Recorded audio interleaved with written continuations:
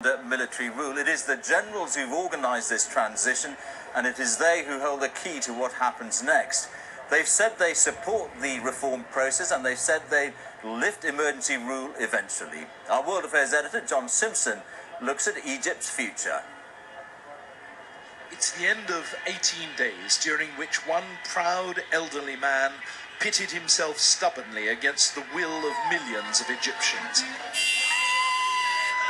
The army was right in the middle, unwilling till the very end to force President Mubarak to go, yet deeply opposed to clearing the demonstrators out of Tahrir Square by sheer force.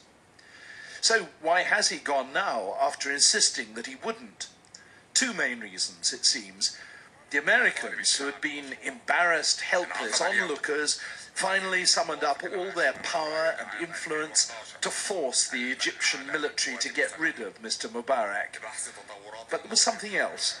The military leaders realized that cracks were starting to appear in the army's structure.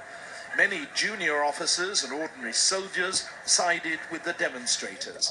The generals backed the president, who was one of their own. There's an historical echo to this.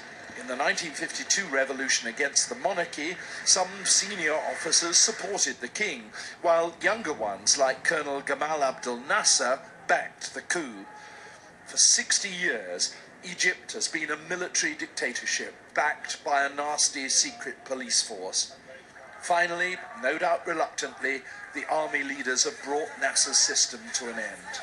I think that they've come in very unwillingly at this moment, and they realise that they have to deliver for people power. The people power has become an absolutely crucial element of the atmosphere, and you might almost say what will now be the new constitution in Egypt. So I'm very optimistic. I believe that there is such a surge of positive feeling and belief in Egyptians at this moment, and we can hear them, that really this is a tremendous moment.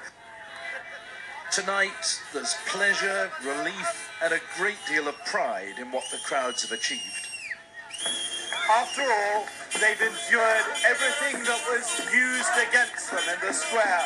Iron bars, rocks and finally gunshots. And they didn't leave Tahrir Square. They feel stronger and better and really proud of themselves.